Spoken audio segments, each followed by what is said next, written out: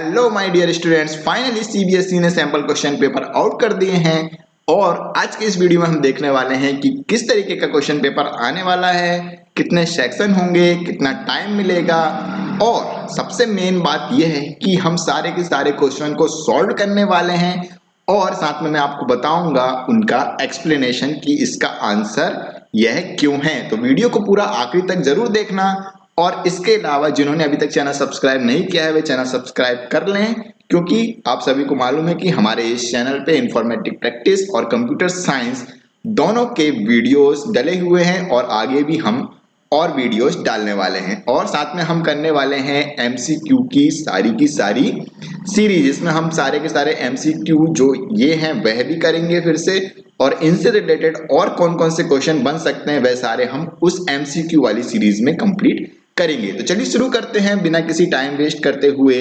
तो question paper हमारा आने वाला है 90 मिनट्स का, टाइम अलाउड में लिखा हुआ है 90 मिनट्स और मैक्सिमम मार्क्स हैं हमारे 35, क्योंकि हमको 35 नंबर मिलने वाले हैं। टर्म 1 35 मार्क्स का होगा और टर्म 2 35 मार्क्स का होगा।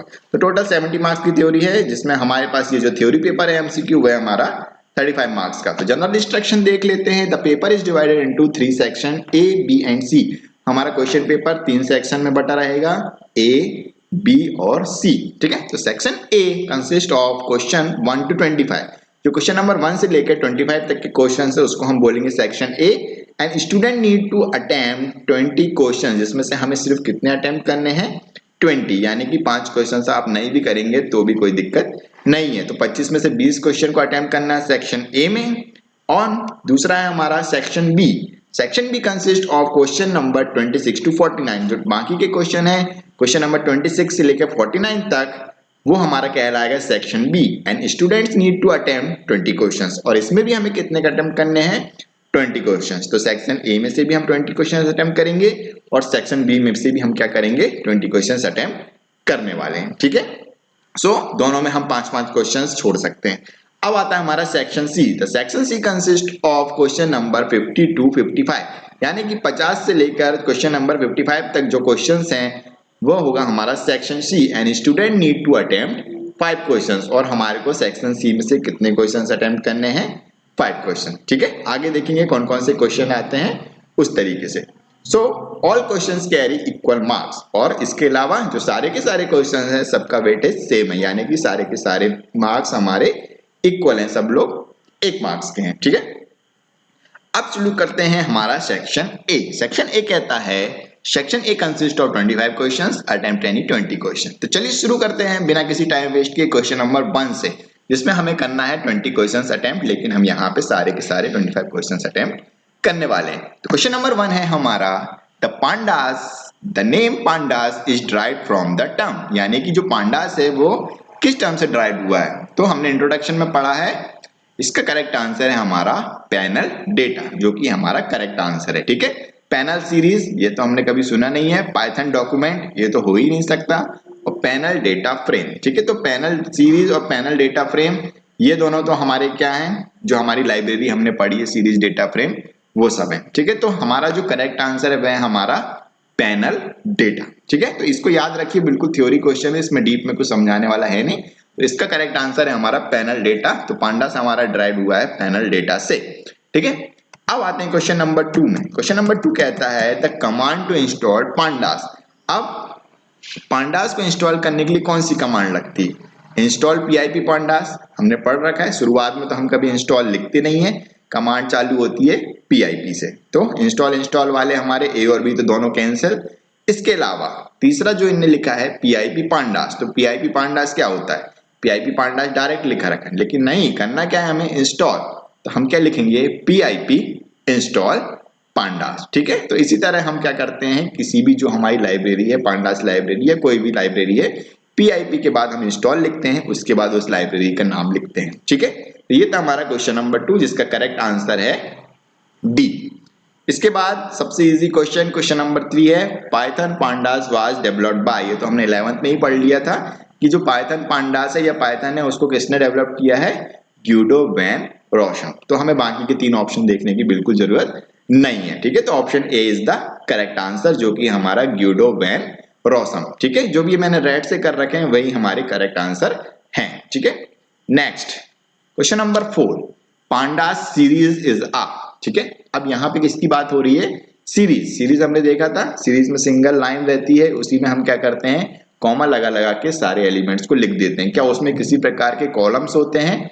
नहीं होते हैं। उसमें जो भी एलिमेंट्स रहते हैं वो एक सिंगल डायमेंशनल या सिंगल रो में हम क्या करते हैं, स्टोर करते हैं। सो जो हमारी पांडा सीरीज है वो किस तरीके का है? हमारा वन डायमेंशनल, ठीक है। तो ये तो हो गया पहला क्वेश्चन। अब इसी का अल्टरनेट क्वेश्चन क्या बन सकता है? Pandas data frame. और डेटा फ्रेम हमने क्या देखा हुआ है कि डेटा फ्रेम में होते हैं रोज और साथ में होते हैं हमारे कॉलम, ठीक है। तो जब यदि यहां पे लिखा आएगा पांडास डेटा फ्रेम इज, तो डेटा फ्रेम में हमको क्या लिखना है? Multi dimensional. कितना डायमेंशनल होता है वो? Multi dimensional. उसमें रोज होती हैं, कॉलम्स भी होते हैं, और रोज और कॉलम्स भी अलग अलग डायमेंशन में हो सकते हैं, ठीक है। मल्टी डायमेंशनल होता है हमारा डेटा फ्रेम, हमेशा याद रखना, ठीक है। टू डायमेंशनल भी नहीं, थ्री डायमेंशनल में नहीं, लेकिन हमारे पास यदि यहाँ पे डेटा फ्रेम आएगा तो उसमें हमको क्या लिखना है? मल्टी डायमेंशनल, ठीक है। और सीरीज आएगा तो हमें लिखना है वन डायमेंशनल, ठीक है। सो ये था हमारा क्वेश्चन नंबर 4, ठीक है। होप समझ में आ गया होगा। लास्ट इज क्वेश्चन नंबर 5, इस पेज का last, sorry 5th, pandas is a. Pandas क्या है? हम पढ़ते आ रहे हैं मैटप्लॉटलिब, पांडास, ये सब क्या है हमारी? ये हमारी लाइब्रेरी है, ठीक है। पैकेज नहीं है, लैंग्वेज भी नहीं है, क्योंकि लैंग्वेज हमारी पाइथन है। सॉफ्टवेयर भी नहीं है, सॉफ्टवेयर तो हमारा ये एनाकोंडा होता है, ये सब सॉफ्टवेयर। लेकिन जो हमारी पांडास है वो क्या है? लाइब्रेरी। इसी तरह क्वेश्चन चेंज होके आ सकता है। मैटप्लॉटलिब क्या है? जिससे हम मैप्स वगैरह बनाते हैं, वो क्या है? वो भी हमारी क्या है?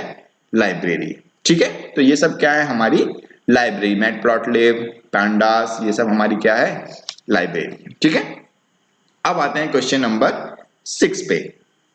We can analyse data in pandas with, ठीक है। यदि हमको एनालाइज करना है पांडास में डेटा को, तो हम किससे कर सकते हैं? A series, B data frame, C both of the above, D none of the above, ठीक है। तो हमने पढ़ा हुआ है एनालाइज करना, डेटा को एनालाइज करने के लिए डेटा हैंडलिंग हमने पढ़ा हुआ है। तो डेटा हैंडलिंग में हमने क्या क्या पढ़ा है? सीरीज पढ़ा है और डेटा फ्रेम पढ़ा है। और डेटा हैंडलिंग ही मतलब क्या होता है कि डेटा को किस तरीके से हैंडल करना है, किस तरीके से एनालाइज करना है। तो हमने दोनों चीजों से करके देखा है। तो सीरीज और डेटा फ्रेम दोनों से हम डेटा को एनालाइज कर सकते हैं। तो इसका करेक्ट आंसर है हमारा सी, यानी कि बोथ ऑफ द अबव, यानी कि ऊपर लिखे हुए दोनों। तो इसका करेक्ट आंसर है ए और बी दोनों। तो इसका करेक्ट आंसर होता है हमारे पास सी, यानी कि बोथ ऑफ द अबव, ठीक है। अब आते हैं क्वेश्चन नंबर 7 में। क्वेश्चन नंबर 7 हमारा क्या कहता है? Out of the following which function can not be used for customisation of chart in Python, ठीक है। ये हमने हमारे कस्टमाइजेशन वाले टॉपिक में कवर किया है। इससे रिलेटेड और क्वेश्चन बन सकते हैं, तो वो वीडियो जरूर देख लेना, ठीक है। बट यहाँ पे हमारे पास क्या आ रहा है? कस्टमाइजेशन के लिए हमारे पास कौन सा हमें यूज नहीं करना रहता? तो एक्स लेवल हमने पढ़ रखा है, वाई लेवल भी होता है, हमने एक्स लेवल पढ़ा था, वाई लेवल है। जो एक्स एक्सिस पे रहते हैं उनको क्या बोलते हैं? X level. जो वाई एक्सिस पे रहते हैं उनको क्या बोलते हैं? वाई लेवल, ठीक है। ये हमने पढ़ रखा था। बी कलर, कलर हमने नहीं पढ़ा है, ठीक है।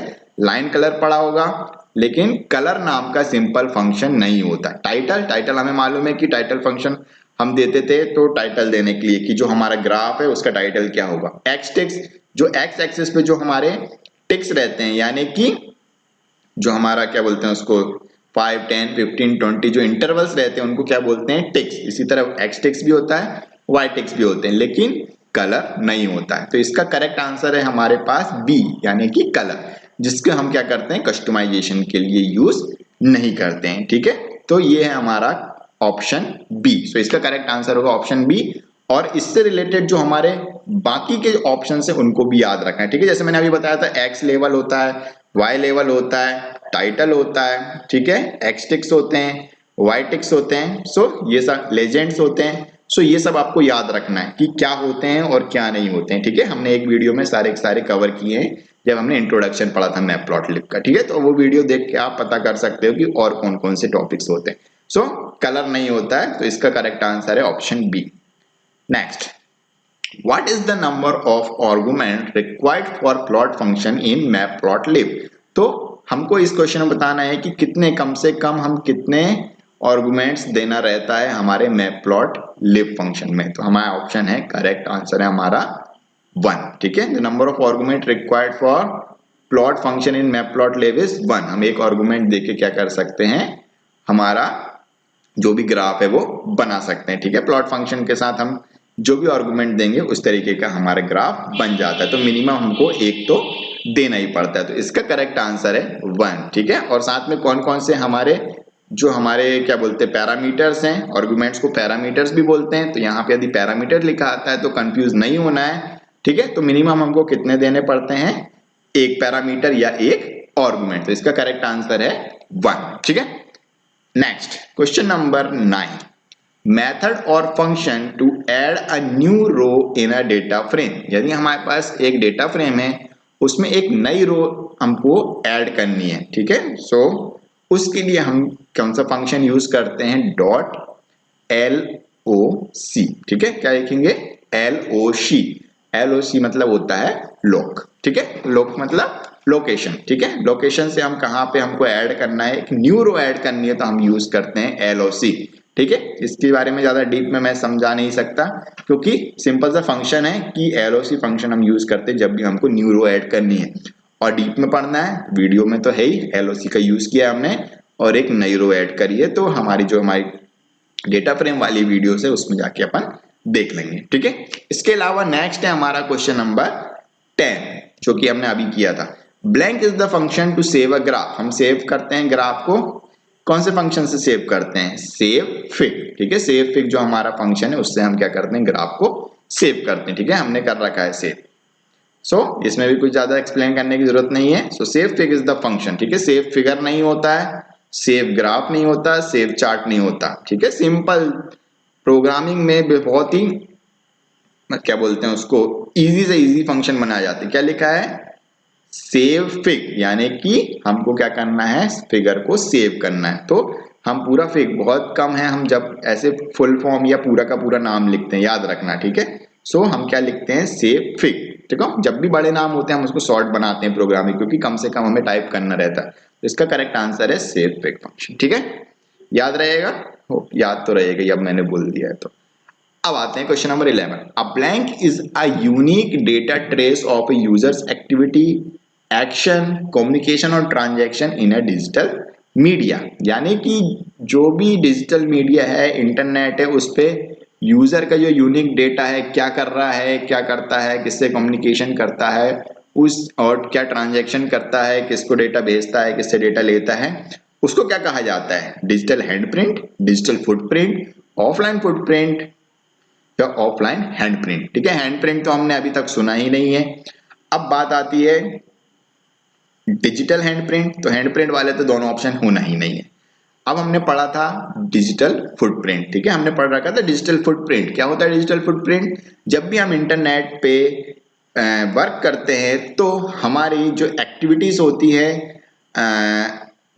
जिनको इंटरनेट क्या करता है, सेव कर लेता है, हमको बताए या बिन बताए। ठीक है, इंटेंशनली और अनइंटेंशनली जो भी हमारा डेटा सेव हो जाता है इन फॉर्म ऑफ कुकीज या सर्वर पे सेव हो जाता है, या हम कुछ फॉर्म पोस्ट करते हैं, उसी को क्या कहा जाता है, डिजिटल फुटप्रिंट्स। और वही लिखा हुआ है, अ unique data trace of users activity. जो भी यूजर की एक्टिविटीज है, एक्शन है, कम्युनिकेशंस हैं या ट्रांजैक्शन है, उन सब का जो भी डेटा है उसे हम क्या कहते हैं, जो डिजिटाइजेशन या डिजिटल मीडिया है उसको क्या कहा जाता है, डिजिटल फुटप्रिंट कहा जाता है। ठीक है, यदि हमने एक फोटो भी अपलोड की है फेसबुक पे तो वो भी क्या है, हमारा डिजिटल फुटप्रिंट। ठीक है, और यदि हमने कहीं पे फॉर्म भरा है या रजिस्टर किया उसको भी क्या कहते हैं, डिजिटल फुटप्रिंट कहते हैं। ठीक है, सो हमारी कोई भी एक्टिविटी, कभी भी आए ये क्वेश्चन कि हम कुछ भी करते हैं तो जो भी डेटा सेव रहता है हमारे चाहे या अनचाहे में, उसे कहते हैं डिजिटल फुटप्रिंट, यानी कि हमारे पैरों के निशान कि हम कहाँ कहाँ गए थे। ठीक है, which of the following is not a type of cyber crime, कि वह कौन सी चीज है जिसे साइबर क्राइम नहीं कहेंगे, मतलब कि इंटरनेट पे जो चोरी डकैती होती है वो क्या नहीं होगी, डेटा थेफ्ट, यानी कि किसी का डेटा चुराना। इसमें तो थेफ्ट लिखा ही हुआ, थेफ्ट मतलब चुराना, मतलब चोरी कर रहे हो तो ये तो साइबर क्राइम है।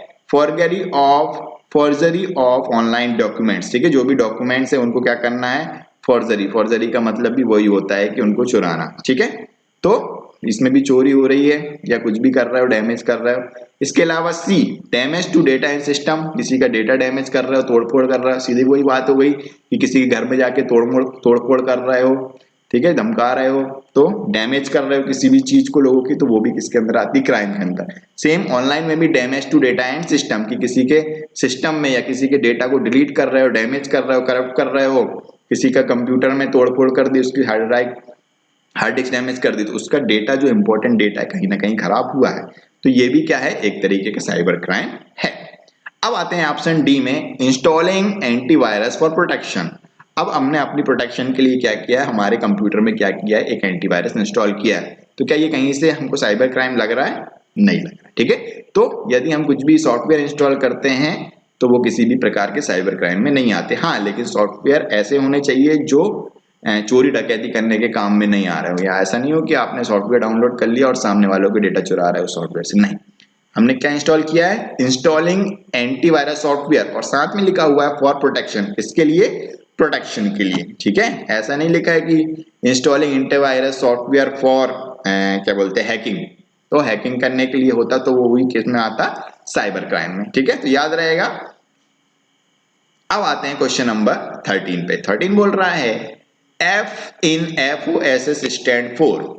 अब यहाँ पे तो F का मतलब पूछ लिया, तो हमें मालूम है कि F for ever, fire, freezing नहीं है, इसका मतलब होता है फ्री। अब FOSS में F का पूछ लिया यहाँ पे, अब तो हमको मालूम है कि F मतलब होता है फ्री, बट हमें क्या चाहिए, इसका फुल फॉर्म हमें पूरा का पूरा याद होना चाहिए, और साथ में यही नहीं, हमारे जितने भी फुल फॉर्म्स हैं वो सारे याद होना चाहिए। यहाँ पे फॉल्स की जगह और भी क्वेश्चंस आ सकते हैं। ठीक है, तो F in FOSS stand for free open source software. क्या होता है फॉस का फुल फॉर्म, हमने पढ़ रखा है, फ्री ओपन सोर्स सॉफ्टवेयर। अब साथ में ये भी बता देता हूं कि फ्री ओपन सोर्स सॉफ्टवेयर क्या होते हैं, कि ऐसे सॉफ्टवेयर जिनका सोर्स कोड अवेलेबल रहता है, यानी कि हमने उनको डाउनलोड कर लिया तो साथ में उनकी कोडिंग भी रहेगी, यानी कि हम उन सॉफ्टवेयर को डाउनलोड कर सकते हैं, उनका सोर्स कोड भी मिलेगा, और उन सोर्स कोड को हम एडिट भी कर सकते हैं, खुद का बना सकते हैं, और साथ में बेच भी सकते हैं।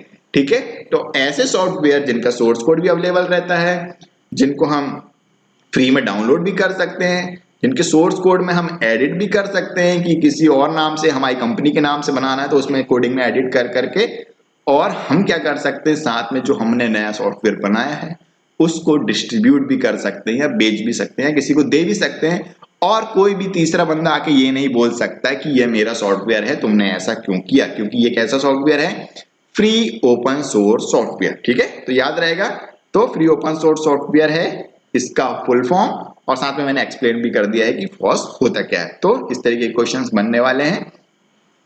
अब आते हैं क्वेश्चन नंबर 14 पे। क्वेश्चन नंबर 14 है, which of the following import statement is not correct. अब हम इंपोर्ट तो बहुत बार किया है, तो इसमें से कौन सा इनकरेक्ट है। इंपोर्ट पांडास एज क्लास 12, ये बिल्कुल सही है, आगे बताऊंगा क्यों। सेकेंड है इंपोर्ट पांडास एज 1 PD। अब ये 1 PD क्या है, आगे देखेंगे। इंपोर्ट पांडास एज PD1, ये भी करेक्ट है, और इंपोर्ट पांडास एज PD तो हमको रटा रटाया है कि हमें मालूम है कि इंपोर्ट पांडास एज PD तो लिखना है आंख बंद करके। तो अब इसमें गलत कौन सा है, तो इसमें हमारा गलत है ऑप्शन बी। अब याद करो, जब हम क्लास 11th में थे तो हमने पढ़ा था कि वेरिएबल्स के नाम के कुछ हमने रूल्स पढ़े थे। उसमें पढ़ा था कि स्टार्टिंग में कोई और सिंबल नहीं होना चाहिए, स्पेस नहीं होना चाहिए, ये वो। ठीक है, और साथ में हमने एक रूल और पढ़ा था जिसमें लिखा था कि कोई भी वेरिएबल स्टार्टिंग में नंबर नहीं होना चाहिए। ठीक है, तो ये भी हमारा एक तरीके से क्या है, वेरिएबल जैसा ही है। ठीक है, ये इसको क्या बोलते हैं, एलियास, कि हम इंपोर्ट पांडास, कि हमको पांडास नहीं लिखना पड़े बार बार, तो हम उसकी जगह एक नया नाम ले रहे हैं, और उस नया नाम रखा उसका PD। तो हम पांडास की जगह जहां जहां पांडास लिखना है उसकी जगह क्या लिख सकते हैं, PD, यानी कि उसका घर का नाम। ठीक है, तो हम यहाँ पे शुरुआत में 1 है, इसलिए यहाँ पे ये इनकरेक्ट है। ठीक है, इसके अलावा भी ये तो आ गया। अब ऑप्शंस ऐसे के अलावा डिफरेंट भी आ सकता है, तो वो सारे रूल्स आपको 11th वाले याद रखना है कि यहाँ पे बीच में स्पेस नहीं होना चाहिए। ठीक है, अरे स्पेस दब गया, वापिस ऊपर, हाँ ठीक है, तो स्पेस नहीं होना चाहिए, और हमने क्या पढ़ा था, किसी सिंबल से स्टार्ट नहीं होना चाहिए। ठीक है, इसके अलावा शुरुआत में नंबर नहीं होना चाहिए। ये सारे रूल्स हमने पढ़े थे, वे रूल्स एक बार फिर से देख लेना। और यहाँ पे हमें एक रूल पता है कि नंबर चालू नहीं होना चाहिए, तो यही है हमारा करेक्ट आंसर। ठीक है, तो B is the correct answer. ये स्टेटमेंट गलत है क्योंकि इसमें जो हमारा एलियास है वो नंबर से स्टार्ट हो रहा है। ठीक है, आईपीआर ये तो हमारा टॉपिक ही है, ठीक है। आईपीआर हमने पढ़ा था, इंटेलेक्चुअल प्रॉपर्टी राइट, तो ये तो बिल्कुल अच्छे से याद होना चाहिए कि इंटेलेक्चुअल प्रॉपर्टी राइट आईपीआर का फुल फॉर्म है। और ये देखो फिर से एक और फुल फॉर्म आ गया, फॉस का फुल फॉर्म आया था, आईपीआर का फुल फॉर्म आया था, तो ये हो गए हमारे फुल फॉर्म्स, दो फुल फॉर्म आ चुके हैं अभी तक, ठीक है। अपन एक काम करेंगे, सारे के सारे मैं आपको एक वीडियो में सारे के सारे फुल फॉर्म रटवा दूंगा, ठीक है। तो आईपीआर का फुल फॉर्म होता है इंटेलेक्चुअल प्रॉपर्टी राइट। चलो आईपीआर भी समझा देता हूं यहाँ पे। अब आईपीआर क्या होता है? इंटेलेक्चुअल प्रॉपर्टी राइट यानी कि हमारा जो खुद का बनाया हुआ कुछ भी चीज है, चाहे सॉफ्टवेयर हो, चाहे डॉक्यूमेंट हो, ऑडियो हो, वीडियो हो, उन सब के लिए उस चीज को संभालने के लिए कि कोई और उसको चुरा ना ले, कोई और उसको अपना ना बना ले, उन सब चीजों के लिए हमारे पास कुछ राइट्स हैं, उसको ही क्या बोलते हैं? Intellectual property rights. और उन राइट्स को यानी कि उन चीज को बचाने के लिए कुछ चीजें होती है जिनके अंतर्गत हमने पढ़ा है कॉपीराइट, पेटेंट्स और ट्रेडमार्क, जो क्या करते हैं? हमारी इंटेलेक्चुअल प्रॉपर्टी को प्रोटेक्ट करते हैं, यानी कि हमें राइट्स देते हैं, ठीक है, उनको बचाने का। तो आईपीआर का फुल फॉर्म तो हमें पता चल ही गया है, इंटेलेक्चुअल प्रॉपर्टी राइट। और इससे रिलेटेड और चाहिए है कुछ तो अपनी वीडियोस में सारी चीज है। अब आते हैं क्वेश्चन नंबर 16 पे। 16 कहता है which of the following is not a violation of IPR, कि जो इंटेलेक्चुअल प्रॉपर्टी राइट है यानी कि किसी की चीज को चुरा लेना, अपना बताना, ये सब इसमें से इट्स नॉट ए वायलेशन, उसका वायलेट नहीं किया है उस राइट को। तो पहला है प्लेगरिज्म, ठीक है, प्लेगरिज्म। अब इनको एक एक करके एक्सप्लेन करना पड़ेगा। तो प्लेगरिज्म हमने पढ़ा था क्या, कि जब हम किसी और की चीजों को अपना बताते हैं कि योगेंद्र सर की वीडियो डली है, उसको डाउनलोड किया, यही वाला ये वाला डाउनलोड कर लिया तुमने, और स्कूल में पेन ड्राइव में बोल रहे कि ये मैंने बनाया है, तो ये क्या हो गया? प्लेगरिज्म, ठीक है। या कोई और चैनल वाले ने ये वीडियो डाउनलोड कर ली क्योंकि सर का फेस तो दिख नहीं रहा, वहां पे कोई सा लोगो लगा दिया अच्छा बड़ा सा, उतने में सर की फोटो ही नहीं दिख रही, और बोल दिया कि ये मैंने बनाई है, और उसके ऊपर अलग से आवाज डाल दी, तो ये भी क्या है? प्लेगरिज्म, ठीक है। तो ये नॉट ए वायलेशन, ठीक है, ये वायलेशन है, ये तो वायलेशन है प्लेगरिज्म, ठीक है, बता दिया किसी और को अपना। आईपीआर मैंने अभी ऊपर समझाया था। इसके बाद कॉपीराइट इन्फ्रिंजमेंट, यानी कि किसी के कॉपीराइट का क्या किया? इन्फ्रिंजमेंट, कि मैंने लिख रखा है कि ये जो फोटो है मेरी ये कॉपीराइटेड है, कृपया इसको कहीं और यूज ना करें, ठीक है, गूगल पे भी आता है ऐसा। लेकिन तुमने क्या किया? वो फोटो उठाई, डाउनलोड की और अपनी वेबसाइट पे लगा ली, फोटो उठाई कहीं और डाल दी, ठीक है, किसी का लोगो पे डाल दी या किसी कॉलेज में डाल दी, कुछ भी चीज में डाल दी, तो वो फोटो कॉपीराइटेड थी और तुमने उसका यूज करके किसी अपनी चीजों में लगा ली, प्रोजेक्ट में लगा ली, सॉफ्टवेयर में लगा ली, वेबसाइट पे लगा ली, तो वो भी क्या होता है? वायलेशन होता है आईपीआर का, क्योंकि मेरी चीज थी, कॉपीराइटेड थी और आपने यूज कर ली, ठीक है। अब आता है पेटेंट। पेटेंट मैंने अभी बताया था आप लोगों को, तो ये तो सही आंसर, इस पे बाद में आते हैं। अब आता है डी। डी है ट्रेडमार्क इन्फ्रिंजमेंट, यानी कि किसी का ट्रेडमार्क है। ट्रेडमार्क मैंने आपको एक्सप्लेन किया था कि ट्रेडमार्क क्या होता है? वह हर चीज, सिंबल हो गया, नेम हो गया, टैगलाइन हो गई, या किसी भी टाइप की इमेज जो किसी ब्रांड को या किसी ऑर्गेनाइजेशन को पहचान देती है, उसे क्या बोलते हैं? ट्रेडमार्क। जैसे मैंने आपको ऑडी का एग्जांपल दिया था कि उसमें 4 रिंग होती है, और इसी तरह बहुत सारे ऐसे ब्रांड होते हैं, ठीक है, जिनका कुछ ट्रेडमार्क रहता है, कुछ सिंबल्स बने होते हैं, ठीक है, जैसे कि रिलायंस का है, ठीक है, अलग अलग कंपनीज के अलग अलग सिंबल होते हैं। मेरे उसमें लोगों में देखोगे आप मेरे चैनल के कि ऐसा गोल चक्री बना हुआ है, उसमें लिखा हुआ IPCS बाय योगेंद्र सर, और बीच में लिखा हुआ है यूट्यूब, ठीक है। तो ये क्या है? मेरा ट्रेडमार्क है। मैं या जहां पे वो लोगो बनाऊंगा तो लोग समझ जाएंगे कि ये योगेंद्र सर की वीडियो। अब आपने क्या किया? वही लोगो लगा लिया अपने किसी वीडियोस पे कि हाँ सबको लगेगा कि योगेंद्र सर की वीडियो है और सब देखने लगेंगे, ठीक है। तो इस तरीके की चीज क्या होती है? ट्रेडमार्क इन्फ्रिंजमेंट, ठीक है। हो गया, आपको समझ में आ गया होगा कि किसी और के जो पहचान की चीजें हैं, किसी और का लोगो लगा लिया अपने प्रोडक्ट पे, अपने पैकेट पे लगा लिया, टाटा नमक का लोगो लगा लिया और वो नमक तुम्हारा हो गया और मोहल्ले में बेचने लग गए। नहीं, ये सब क्या होता है? ट्रेडमार्क इन्फ्रिंजमेंट, ठीक है, कि किसी और की सिंबल्स, किसी और की टैगलाइन, वो सब चुरा के आपने अपने प्रोडक्ट्स पे, अपने ऑर्गेनाइजेशन में लगा लिया, उसको बोलते हैं ट्रेडमार्क इन्फ्रिंजमेंट। या उसी से मिलता जुलता नाम आपने लगा लिया कि नाइक है तो नाइकी बना दिया, ऑडी है तो ऑडियो बना दिया। तो इस तरीके की IPCS बाय योगेंद्र सर है तो IP बाय योगेंद्र सर का चैनल नाम बना दिया एक, ठीक है। तो इस तरीके से अब आते हैं सी पे, पेटेंट। अब पेटेंट हमने क्या पढ़ा था कि जब हम कोई भी खोज करते हैं, यानी कि कुछ इन्वेंशन करते हैं, कुछ इनोवेटिव चीज करते हैं जो पूरी दुनिया में नई हुई होती है, उसको हम क्या करवाते हैं, पेटेंट करवाते हैं। क्या करवाते हैं, पेटेंट। यानी कि उस पे हम हमारा अधिकार ले लेते हैं कि ये चीज मैंने बनाई है, ताकि भविष्य में कोई आके ये नहीं बोल सके कि इसकी खोज मैंने करी थी और उसने मेरा आइडिया चुरा के इस चीज को किया है। तो हम क्या करते हैं, जब भी कोई इनोवेशन करते हैं या कोई नई चीज बनाते हैं, कुछ डिस्कवर करते हैं, तो हम उसको क्या करवा लेते हैं, पेटेंट। ठीक है।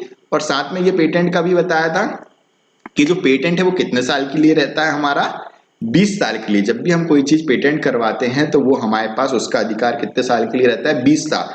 मतलब 20 साल तक कोई ये नहीं कह सकता है कि ये मेरा आइडिया है। ठीक है, कि मैंने कुछ खोज करी है तो कोई ये नहीं बोल सकता है कि ये मेरा है 20 साल तक। और 20 साल के बाद क्या होता है कि ऑटोमेटिकली वो सभी लोगों के लिए फ्री हो जाता है कि कोई भी उस चीज के ऊपर काम कर सकता है। ठीक है, तो ये था हमारा पेटेंट। अब इसमें सेकंड क्वेश्चन क्या बनेगा हमारा, कि जो पेटेंट है वो कितने दिन तक के लिए रहता है, कितने सालों तक लागू रहता है। तो इसका करेक्ट आंसर क्या याद रखना हमको, 20 ईयर्स। मेरे को लगता है ये क्वेश्चन तो पक्का आने वाला है। कितने साल तक रहता है, 20 साल तक रहता है। ठीक है, याद रखना। जब क्वेश्चन पेपर आएगा तो मुझे बताना कि सर वो क्वेश्चन आया था। ठीक है। While accessing the column from data frame, यदि हम कॉलम डेटा फ्रेम जो हमारा है रोस और कॉलम, उसमें से एक कॉलम को एक्सेस कर रहे हैं, we specify column name in case column name does not exist, which type of error it will. यानी कि हम कॉलम का नाम दे के हम बताते ना कि ये कॉलम, ये वाला कॉलम हमको चाहिए, तो उस कॉलम का नाम लिख के हम उसको एक्सेस कर रहे हैं डेटा फ्रेम में, डीएफ और स्क्वायर ब्रैकेट लगा के उस कॉलम का नाम जिस कॉलम के हमको वैल्यू चाहिए। और इन केस हमने उस कॉलम का नाम लिखने में गलती कर दी थी, कौन सा एरर आएगा, की एरर। की वैल्यू हमने पढ़ा है ना कि की जिससे हम एक्सेस करना चाह रहे हैं वैल्यूज को, यदि वही उसमें गड़बड़ी है तो की एरर आएगी। सिंटेक्स तो बिल्कुल सही है क्योंकि हम डेटा फ्रेम का नाम ब्रैकेट सही लगा रहे हैं, इन्वर्टेड कॉमा सही लगा रहे हैं, तो सिंटेक्स एरर नहीं आएगी। ठीक है, सिंटेक्स एरर हमें मालूम है कब आती है, जब हम सिंटेक्स में गलती करते हैं। ठीक है, नेम एरर तब आती है जब हम कुछ नेम वगैरह में गलती करते हैं या सिंटेक्स के ही नाम में कुछ गड़बड़ी करते हैं, तो वो नेम एरर आती है, वो भी हमने पढ़ रखा है। इसके बाद रन टाइम एरर, तो रन टाइम पे आती है जब भी हम प्रोग्राम को एग्जीक्यूट करते हैं उस समय आने वाली जो एरर है वो क्या कहलाती है, रन टाइम। जैसे कि डिवाइडेड बाय जीरो कर दिया, तो डिवाइड बाय जीरो क्या होता है, इनफाइनाइट, तो वो रन टाइम एरर दे देगा। या हमारा प्रोग्राम चलते चलते क्रैश हो जाता है कुछ इनवैलिड वैल्यूज देने पे, वो भी कैसी होती है, रन टाइम एरर। तो इसका करेक्ट आंसर हमारा बनता है की एरर। ठीक है, और ये बाकी एरर्स भी आपको पढ़ना होगा क्योंकि 11 में हमने पढ़ा है टाइप्स ऑफ एरर, तो उससे रिलेटेड क्वेश्चंस भी आ सकता है। क्योंकि आपको ये तीनों बाकी के 3 ऑप्शन के बारे में नहीं पता होगा तो आप की एरर नहीं लगा पाओगे। ठीक है, तो की एरर अपने को याद रखना है। इसके अलावा अल्टरनेट क्वेश्चंस क्या बन सकते हैं कि मान लो कि आपने डीएफ की जगह कुछ और लिख दिया तो क्या आ जाएगा, या एक ब्रैकेट नहीं लगाया तो कौन सा एरर आ जाएगा, सिंटेक्स एरर। ठीक है, चलते चलते रुक गया तो क्या आएगा, रन टाइम एरर। तो आपको इनके साथ के भी ऑप्शंस को देखना होगा। ठीक है, अब आ जाते हैं क्वेश्चन नंबर 18। 18 हमारा कहता है blank is the practice of taking someone else work और ideas and passing them off as one's own. ये भी अपन ने पढ़ा था ऊपर कि किसी और के आइडिया को, किसी और के वर्क को, किसी और की वीडियो को अपना कहने लग गए तो वो किस टाइप का कहलाता है, वो कहलाता है प्लेगरिज्म। उसको हम क्या बोलते हैं, प्लेगरिज्म। कुछ भी चीज हो उसकी कि सामने वाले की डॉक्यूमेंट से एडिट किया, अपना नाम डाल दिया नीचे बाय, जैसे अपन करते हैं ना असाइनमेंट सबमिट करते हैं कि भाई यार तू दे दे यार मेरे को अपनी फाइल दे दे, गए क्या बोलते हैं फोटोकॉपी वाले के पास, बोला ये स्लिप लगा दे ऊपर से, यहाँ पे मेरा नाम एडिट कर देना और प्रिंट निकाल देना, बस सबने एक ही फाइल सबमिट कर दी अपने कॉलेज में। ये भी क्या है, प्लेगरिज्म है कि किसी और के काम को अपना बता दिया, वो हो गया हमारा प्लेगरिज्म। इसके बाद कॉपीराइट तो होता नहीं है, पेटेंट और ऑल द अबव नहीं। ठीक है, किसी और की चीजों को अपना बताना क्या होता है, प्लेगरिज्म। ठीक है, और कॉपीराइट मैंने आपको एक्सप्लेन कर दिया है कि कोई कॉपीराइट चीज को क्या करते हैं अपन यूज कर लेते हैं अपने उसमें, वो होता है कॉपीराइट। पेटेंट भी बता दिया है कि अब खोज करते हैं जब होता है patent. So all of the above इसका आंसर नहीं होने वाला क्योंकि इसमें पेटेंट की वजह से एरर आ रही है। ठीक है, एरर आ रही बोल रहा हूँ क्योंकि पेटेंट तो और कॉपीराइट तो हमें पता है क्या होता है, लेकिन किसी और के आइडिया को या किसी और के वर्क को अपना बताना क्या कहलाता है, प्लेगरिज्म। इसलिए इसका आंसर है हमारा प्लेगरिज्म। ठीक है, अब आते हैं क्वेश्चन नंबर 19 पर। 19 कहता है function to display first n rows in a data frame, यानी कि डेटा फ्रेम है उसमें रोज और कॉलम है जिसमें हमें चाहिए कि पहले की 2 रो मिल जाए, पहले की 3 रो ही चाहिए, पहले की 4 रो चाहिए, मतलब 100 लोगों का डेटा है तो हमें चाहिए सिर्फ 5 लोगों का डेटा शुरू का। तो उसके लिए हम कौन सा फंक्शन यूज करते हैं? तो उसके लिए हम फंक्शन यूज करते हैं हेड। ठीक है, हेड, और इसमें साथ में देखो क्या लिखा हुआ है, ब्रैकेट में एन। अब एन के बारे में और बता दूं कि एन में हम लिखते हैं वह वैल्यू जितनी हमको रोज चाहिए। यदि एन में हमने लिखा है, एन की जगह हमने लिख दिया 5, तो हमारे पास शुरू की 5 रोज ही आएंगी, भले ही उसमें 10 रोज हों। ठीक है, हमने 10 लिख दिया तो 10 की 10 आ जाएंगी, मतलब जितनी वैल्यू उसमें लिखेंगे ऊपर से उतनी रोज वो हमको देगा और बाकी सबको नहीं देगा। ये होता है हेड फंक्शन। अब आते हैं इसके अल्टरनेट उस पे। ठीक है, एन का मतलब भी बता दिया कि एन क्या होता है। ठीक है, तो एन क्या होता है कि number of rows you want to display while accessing the data frame. ठीक है, तो एन भी आ सकता है, ये क्वेश्चन बन गया। अब दूसरा क्वेश्चन ये आएगा कि function to display the last n rows in a data frame, की आखिरी से हमें 5 रोज चाहिए, आखिरी से हमें 2 रो चाहिए, तो उसके लिए कौन सा फंक्शन है? तो उसके लिए है ये ऑप्शन ए वाला फंक्शन, यानी कि टेल फंक्शन। याद रखिएगा, हेड टेल, सिक्के के 2 पहलू होते हैं, हेड और टेल। हेड से आएंगे ऊपर की रो और टेल से आएंगी नीचे की रो, और एन में वही लिखना है कि कितनी नंबर ऑफ रोज आपको चाहिए। ठीक है, अब आते हैं क्वेश्चन नंबर, गलत हो गया क्या, 19 के बाद 20। ठीक है, यहाँ पे 20 गलती से लिख गया है, सॉरी फॉर दैट। अब आते हैं question number 20। Following are the impact of e waste on environment, choose the odd one. कि हम जो ई वेस्ट है, पहले तो समझ लो ई वेस्ट क्या होता है, उससे क्या क्या एनवायरमेंट पे कौन पे इम्पैक्ट पड़ता है। ई वेस्ट यानी कि ये जो हमारे इलेक्ट्रॉनिक चीजें हैं, कीबोर्ड खराब हो गया फेंको, इसको नया ले आएंगे, एक बटन भी खराब हुई फेंक दो नया ले आएंगे, मोबाइल खराब हुआ सुधरवाना नहीं, मम्मी आईफोन दिला दो। तो हम क्या करते हैं, जो भी कचरा है, हेडफोन खराब हुआ एक तरफ का नहीं बज रहा दूसरा ले आया, तो ये सब जो कचरा हमारे घर से निकल रहा है ई वेस्ट, उससे क्या इंपैक्ट पड़ता है। ठीक है, choose the odd one out. अब यहाँ पे एक 3 इंपॉर्टेंट शब्द लिखे हुए हैं, ऑड वन आउट, यानी कि जो चीज नहीं होती है उसको बाहर करना है, यानी कि हमें ऐसा ऑप्शन चुनना है कि वो ई वेस्ट से उस पर कोई प्रभाव नहीं पड़ता। ठीक है, तो पहला है सॉइल पॉल्यूशन। सॉइल पॉल्यूशन तो होगा भैया, आपने मोबाइल है, बैटरी है, जो भी है उसको आपने सॉइल में डाल दिया, तो मालूम है बैटरी में क्या रहता है, ठीक है, केमिकल से बनती है वो लिथियम वाली, तो वो बैटरी आपने फेंक दी तो वो सॉइल के साथ मिक्स हो जाएगी, तो सॉइल पॉल्यूशन होगा। साथ में वो प्लास्टिक वाले आपने कीपैड वाले मोबाइल फेंक दिए, आपके आईफोन फेंक दिए कचड़े में, तो वो क्या हो गए, डिकम्पोज हो रहे हैं क्या, नहीं हो रहा है, तो सॉइल पॉल्यूशन तो होना है। सेम वाटर पॉल्यूशन भी होगा ई वेस्ट से, सीधी बात है कि ठीक है, हमारे मोबाइल्स हो गए, इलेक्ट्रॉनिक्स हो गए, उसमें डिफरेंट डिफरेंट डायोड्स लगे रहते हैं, प्लेट्स रहती है, सिलिकॉन्स रहते हैं, पानी में जाएंगे तो वहां पे क्या होंगे, केमिकल्स रहते हैं उसमें घुलेंगे, वो पानी का पॉल्यूशन भी हो नहीं होना है। ठीक है, अब एयर पॉल्यूशन, एयर पॉल्यूशन भी होगा। ठीक है, कि जो ये हमारा प्लास्टिक है, ई वेस्ट है, वो कहीं ना कहीं लोग उसको जलाएंगे। ठीक है, जलेगा वो, सीधी बात है। अभी उसको डिकम्पोज करना है तो कुछ लोग उसको कहीं पे जलाएंगे, कहीं कचरा जल रहा है, तो उसमें क्या होगा, जो भी केमिकल्स हैं, जो सिलिकॉन्स है, जो बैटरी है, जो डिफरेंट किस किस से बनते हैं, वो मटेरियल से बनते हैं, वो सब चीजें जलेंगी, तो सीधी बात है वो एयर में मिक्स होंगी और वो पॉल्यूट करेंगी। अब साउंड पॉल्यूशन, ई वेस्ट की बात हो रही है। ठीक है, ये नहीं कि मोबाइल में अपना डीजे लगा के बजा रहे हैं तो क्या हो गया, साउंड पॉल्यूशन कर रहा, नहीं, वेस्ट जो खराब हो गई है चीजें उसकी बात हो रही है। वेस्ट मतलब कचरा।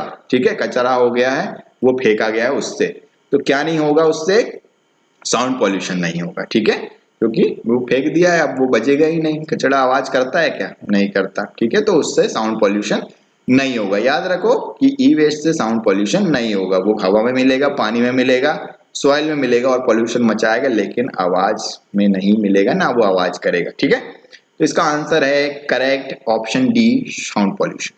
नेक्स्ट 21वां क्वेश्चन है हमारा, Abdul deleted all his chat from all his social media account. Abdul को क्या लगता है कि उसने जो सारी की सारी चैट थी किसी के साथ की होगी, उसको डिलीट कर दिया। ठीक है, अब अब्दुल बोल रहा है सब डिलीट हो गया, and he thinks that all his traces are deleted completely. बोले अब तो डिलीट हो गया, अब कोई कुछ नहीं कर सकता, मेरा। He is right in thinking so, क्या उसको लगता है कि क्या वो सही है? तो ऑप्शन ए है हमारा यस, ऑप्शन बी है नो, और सी है मे बी, और डी नॉट श्योर। सो इसका करेक्ट आंसर है नो। ठीक है, मैंने आपको बताया है, थ्योरी पे पढ़ा रहा था जब भी बताया है कि यदि आपने फोटो अपलोड कर दी फेसबुक पे और विद इन अ सेकंड आपने डिलीट भी कर दी तो भी वह आपके सर्वर पे अपलोडेड रहेगी, वह डिलीट नहीं होगी, वो हमेशा रहती है सर्वर पे। ठीक है, चाहे आप उसको डिलीट कर दो या कोई भी डेटा यदि आपने चैट या किसी चीज को भी डिलीट किया है तो वो हमेशा वहां पे रहता है। अब बोलोगे कि सर ये तो हमारी प्राइवेसी के खिलाफ है, ऐसा और वैसा कि हमारी फोटो है हमने डिलीट कर दी फिर भी इंटरनेट पे है मैं केस कर दूंगा, ये वो नहीं, ऐसी बात नहीं है। ये सिक्योरिटी की रीजंस की वजह से रहती है इंटरनेट पे।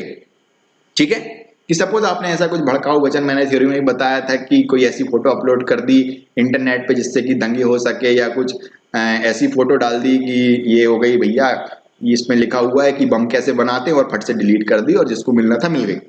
अब आपको कैसे ढूंढा जाएगा कि भैया वो बंदा कौन था जिसने अपलोड करी थी फोटो?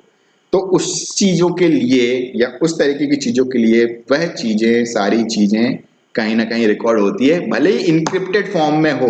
ठीक है, जब अपन व्हाट्सएप चलाते हैं तो क्या कहते हैं कि जो chats are end to end encrypted, यानी कि जो दो लोग बात कर रहे हैं उसे किस तरीके से क्या किया है, एंड टू एंड इनक्रिप्शन, मतलब कि आप लोगों की चैट कोई नहीं पढ़ पाएगा व्हाट्सएप वाली। लेकिन यदि फ्यूचर में कभी ऐसा कुछ लगा कि कुछ क्रिमिनल एक्टिविटी या साइबर क्राइम कर रहे हैं आप, तो उसको स्पेशल सिक्योरिटी के अंडर डिकोड करके आपकी चैट निकाली जा सकती है, वो भी परमिशन लेने के बाद। ठीक है, भले ही वो चैट डिलीट हो गई हो लेकिन व्हाट्सएप के सर्वर पे वो हमेशा सेव है, लेकिन किस फॉर्म में सेव है? इनक्रिप्टेड फॉर्म में। तो घबराओ मत, आपकी चैट सेव है, यदि आप अच्छे लोग हैं, आप साइबर क्राइम नहीं करते हैं तो आपकी चैट सेव रहेगी, लेकिन उसको कोई पढ़ नहीं पाएगा, चाहे व्हाट्सएप का एम्प्लॉय क्यों ना हो। ठीक है, व्हाट्सएप जिनने बनाया है वो भी नहीं पढ़ पाएगा क्योंकि वो इनक्रिप्टेड फॉर्म में है और उनको पढ़ने के लिए उनके पास एक स्पेशल परमिशन होनी चाहिए। तो यहाँ पे ज्यादा बात नहीं करते हैं, सीधी सी बात है 21 पे कि कोई भी चीज यदि इंटरनेट पे गई है, यदि उसको डिलीट कर दी गया है, तब भी वह इंटरनेट पे रहेगी। सो उसका सोचना गलत है कि सारी चीजें डिलीट हो गई। ठीक है, अब आते हैं क्वेश्चन नंबर 22 पे। The legal and regulatory aspects of the internet refer to, यानी कि जो भी सब रूल्स बनाए गए हैं इंटरनेट पे, ये करना है ये नहीं करना है, ऐसी चीजें मत करो वैसी चीजें मत करो, उसको क्या कहा जाता है? उसको कहा जाता है आईटी एक्ट। ठीक है, आईटी एक्ट के तहत आपके ऊपर कार्रवाई की जाएगी कि आपने किसी का डेटा चुरा लिया तो ये कौन सा एक्ट लग रहा है, ये सब चीजें किसमें लिखी रहती है हमारे पास? आईटी एक्ट में। तो इसका करेक्ट आंसर है आईटी एक्ट। ठीक है, अब आते हैं क्वेश्चन नंबर 23 पे। क्या कहता है? Pandas data frame can not be created using. ठीक है, अब डेटा फ्रेम किस चीज से नहीं बनाया जा सकता, हमने एक वीडियो बना रखा है उसके ऊपर कि डेटा फ्रेम किस किस से बनाया है, उसमें भी जाके देख सकते हो। तो इसका करेक्ट आंसर है dictionary of tuples. Dictionary of tuples तो हमने कभी पढ़ा ही नहीं है। ठीक है, कि टपल से हमने कभी कोई टपल्स की डिक्शनरी बनाई और उससे डेटा फ्रेम बनाया नहीं। डिक्शनरी ऑफ लिस्ट से जरूर हमने डेटा बनाया। ठीक है, स्क्वायर ब्रैकेट में लिख के हम बनाते हैं डिक्शनरी, फिर उसको क्या करते हैं पीडी डॉट पांडास में क्या करते हैं उसको पास कर देते हैं, तो हमारा क्या बन जाता है? डेटा फ्रेम बन जाता है। ठीक है, sorry DF dot data frame या डीएफ डॉट सीरीज लिख के हम उसको पास कर देते हैं तो सीरीज बन जाती है और डेटा फ्रेम बन जाता है। अपन ने पढ़ा हुआ है, जो चीज पास करते हैं उससे वो क्या बना देता है? डेटा फ्रेम बना देता है, सीरीज बना देता है। ठीक है, सो हमने टपल्स में ऐसा कभी नहीं किया कि पहले एक टपल बनाया फिर उस टपल से क्या बनाई? डिक्शनरी बनाई, या डिक्शनरी ऑफ टपल लिया और उसको पास किया, ऐसा हमने कभी नहीं किया है। तो हम डिक्शनरी ऑफ टपल से कभी भी डेटा फ्रेम नहीं बना सकते। और किस किस से बना सकते हैं तो वो डेटा फ्रेम बनाने वाला वीडियो आप देख सकते हैं। ठीक है, तो ये था क्वेश्चन नंबर 23। अब आते हैं क्वेश्चन नंबर 24। ये तो बहुत ही इजी है।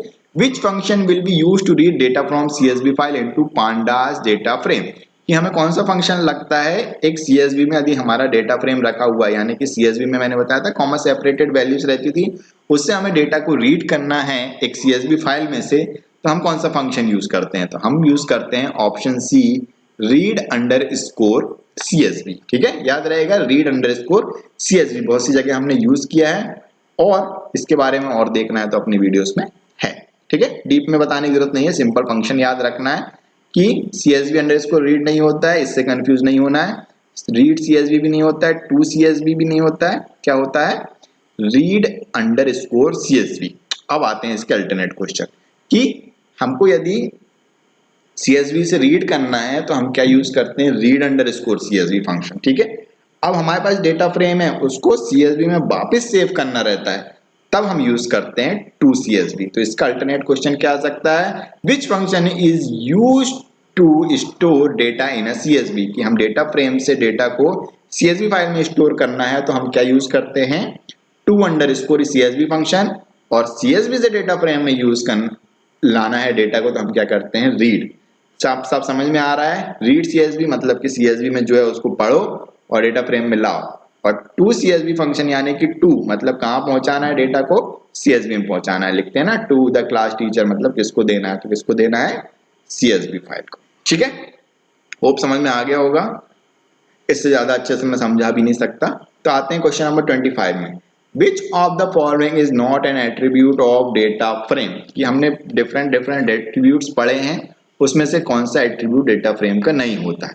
तो इसका करेक्ट आंसर है लेंथ। ठीक है, हमने टी पढ़ा है, जो भी डेटा फ्रेम है उसको ट्रांसपोज करने के लिए हम टी एट्रीब्यूट यूज करते हैं। साइज पढ़ा है, वो साइज बता देता है। शेप पढ़ा है कि उसका शेप कैसा है। ठीक है, तो इसका करेक्ट आंसर है हमारा लेंथ। ठीक है, तो ये था हमारा क्वेश्चन नंबर 25। ठीक है, तो जिसमें हमने क्या किए हैं? सारे के सारे 25 अटेम्प्ट कर लिए हैं। अब इसके बाद आता है हमारा सेक्शन बी। इसको हम करेंगे हमारे नेक्स्ट वीडियो में, क्योंकि ये पूरा का पूरा किस बेस पे है? हमारा प्रोग्रामिंग बेस पे है। तो हम हर एक क्वेश्चन को क्या करने वाले हैं? हमारे एनाकोंडा में चला के देखेंगे और एक्सप्लेन करूंगा कि इस तरीके का आउटपुट ऐसा क्यों आया है, और इससे हमको और अच्छे से समझ में आएगा। क्योंकि हमें जरूरी नहीं है कि यही क्वेश्चन आए। ठीक है, तो हमें उसके सारे एक्सपेक्ट देखने पड़ेंगे। तो सेक्शन भी हम करने वाले हैं हमारे नेक्स्ट वीडियो में, जो कि रहेगा हमारा क्वेश्चन नंबर 26 से 49 तक। साथ में हम कोशिश करेंगे कि सेक्शन बी भी उसी में कंप्लीट कर लूं। सो होप आपको वीडियो पसंद आया होगा, तो वीडियो को लाइक जरूर कर देना और सबके साथ शेयर करो, अपने सारे फ्रेंड्स के साथ शेयर करो। और चैनल सब्सक्राइब नहीं किया है तो चैनल तो सब्सक्राइब कर ही दो, क्योंकि ये खत्म होने के बाद अपन करेंगे सारे के सारे MCQs। ठीक है, तो नेक्स्ट वीडियो के लिए goodbye and take care. और हाँ, हमारा जो चैप्टर है वो भी हम कंप्लीट करेंगे इसके बाद, और उसके बाद MCQs और MCQs। सो नेक्स्ट वीडियो तक के लिए goodbye and take care.